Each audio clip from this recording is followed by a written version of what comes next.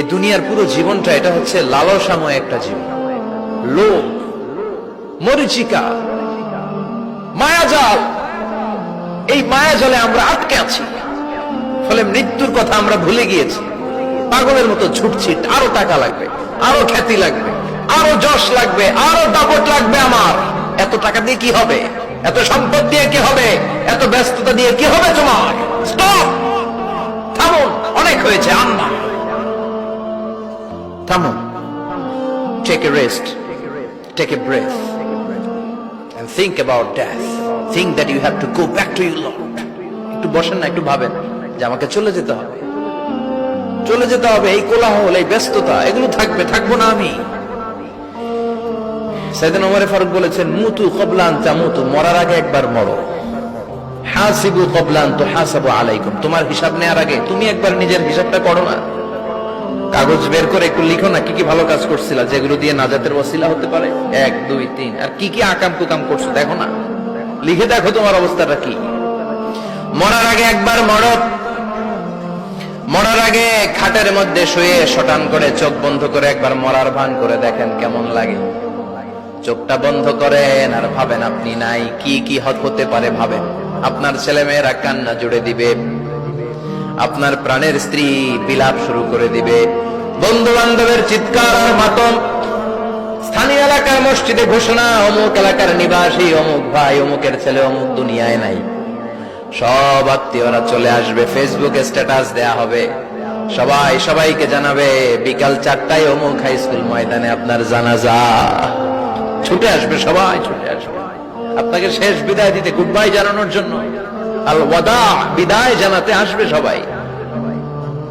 4 তাকবীর দিয়ে আপনার জানাজা হবে, অশ্রুসিক্ত জানাজায় আপনার বিদায় হবে। কাঠের খাটিয়ার মধ্যে করে কাঁধে তুলে আপনার কবরে নেওয়া হবে।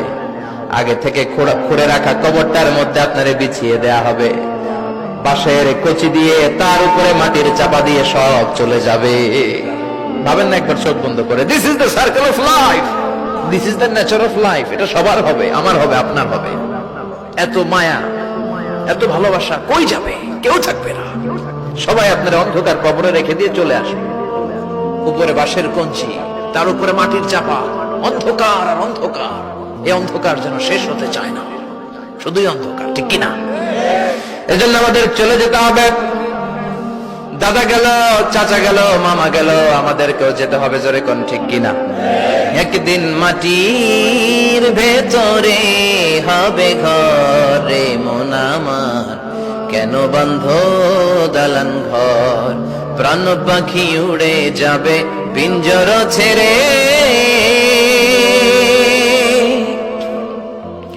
ধরা ধামে সবই রবে, তুমি যাবে চলে। বন্ধু বান্ধব যত, মাতা পিতা দ্বারা সুত, সবই হবে তোমার পরে।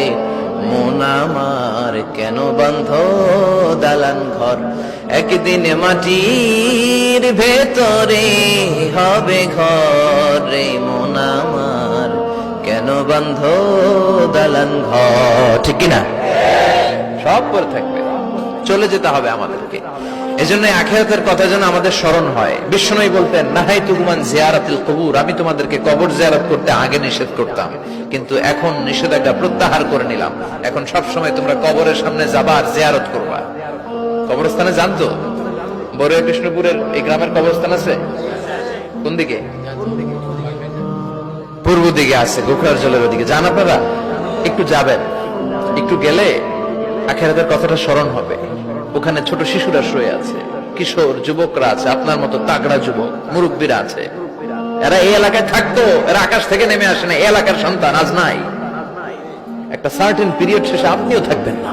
This is the nature of life, this is the circle of life.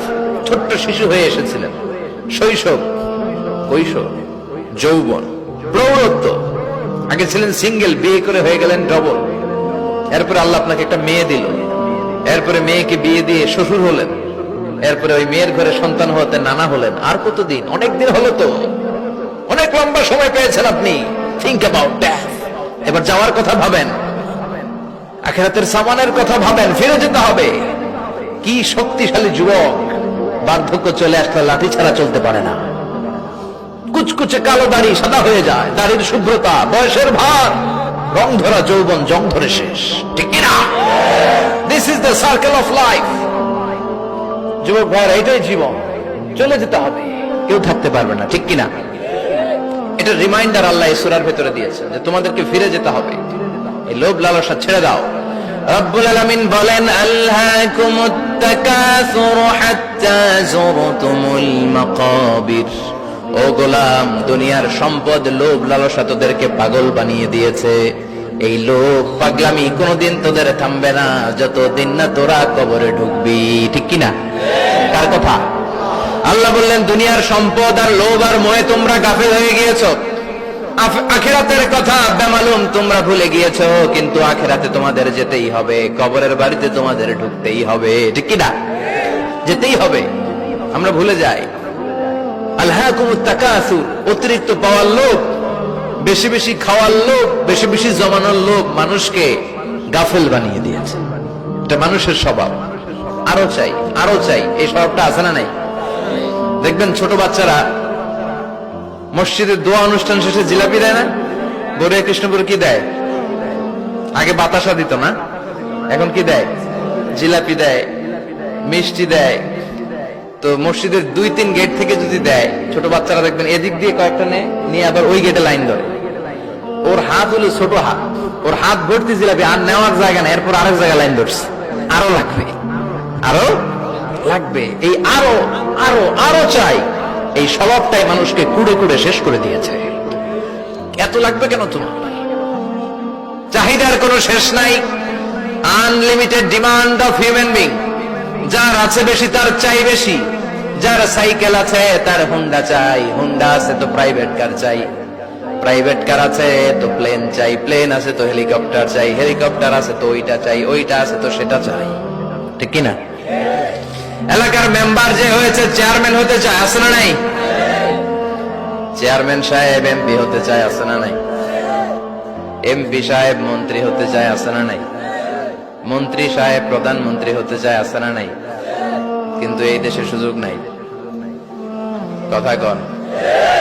এই দেশে প্রধানমন্ত্রী সিলেক্টেড, 2-3 জনের বাইরে কেউ প্রধানমন্ত্রী হইতে পারবি না, ঠিক কিনা? আমার এই জীবনে তো আমি 2-3 জনই দেখলাম। বেগম খালেদা জিয়া, মাননীয় প্রধানমন্ত্রী শেখ হাসিনার ছোট্টবেলা দেখেছি এরশাদকে, আমরা তখন ছোট। তো মানুষের চাহিদার কোনো শেষ নাই, যার আছে বেশি তার চাই বেশি। এজন্য বিষ্ণু বলেছেন, উনজুরু ইলা মান হুয়া আসফালা মিন, তোমার চেয়ে যে খারাপ আছে ওর দিকে তাকাও। ওয়ালা তানজুর মান হুয়া আ'লা মিন, তোমার চেয়ে যে ভালো আছে ওর দিকে তাকাও না, তোমার চেয়ে যে খারাপ অবস্থানে আছে ওর দিকে তাকাও। অনেকে নিজের অবস্থান নিয়ে সুখী না, এরকম আছে না নাই? আল্লাহ আমার এটা দিল না রে, ওইটা দিল না রে, পাইলাম না রে, কিচ্ছু হয় না, কি করবো জীবনে, হতাশ। আসলে আছে কিন্তু অনেক, কিন্তু শুকরিয়া নাই, টাকা, ঠিক কিনা? নিজের অবস্থান নিয়ে সুখী না, কিন্তু অনেক লোক আছে তারা আপনার অবস্থানে পৌঁছতে চায়। তাদের দিকে তাকিয়ে দেখেন, আপনি যে অবস্থানে আছেন এই অবস্থানে পৌঁছাটা অনেকের কাছে স্বপ্ন। তারা প্রতিনিয়ত সংগ্রাম আর স্ট্রাগল করে যাচ্ছে আপনার অবস্থানে পৌঁছতে, আর আপনি এটা নিয়ে সন্তুষ্ট না। শেখ সাদির নাম শুনেছেন? বালাগাল উলা কাশাফাত দুজা, এই কবিতাটার রচয়িতা ইরানের বিখ্যাত এক কবি। উনি একবার আর্থিক সমস্যার মধ্যে দিয়ে সময় কাটাচ্ছেন, টাকা নাই, পয়সা নাই, পায়ে দেওয়ার মতো জুতা নাই। উনি খুব দুঃখ পেলেন, হায় রে, আমি ইরানের এত বড় কবি, আমার পায়ে দেওয়ার মতো জুতা নাই। দুঃখ ভরা মন নিয়ে রাস্তায় হাঁটতে বেরোলেন। হাঁটতে হাঁটতে হঠাৎ দেখলেন একটা লোক শুয়ে শুয়ে কাঁদছে, ওই লোকটার 2টা পাই নাই, পাই নাই। উনি সেজদায় পড়ে গেলেন, আল্লাহর কাছে ক্ষমা চাইলেন, আল্লাহ অনেক দিয়েছো, শুকর আলহামদুলিল্লাহ। এজন্য যেই পরিস্থিতিতে থাকি না কেন আমরা কি পড়বো? জোরে বলেন, কি পড়বো? এজন্য আল কানাতু মিনাল ইসলাম, অল্পে তুষ্ট থাকার নাম হলো ইসলাম। সম্পদ লাগবে কিন্তু সম্পদের পাহাড় লাগবে না, ঠিক কিনা? অল্প খান, অল্প পড়েন, অল্প জামান, অল্পের ভেতরে বরকত ঢুকাইয়া দিছে কে?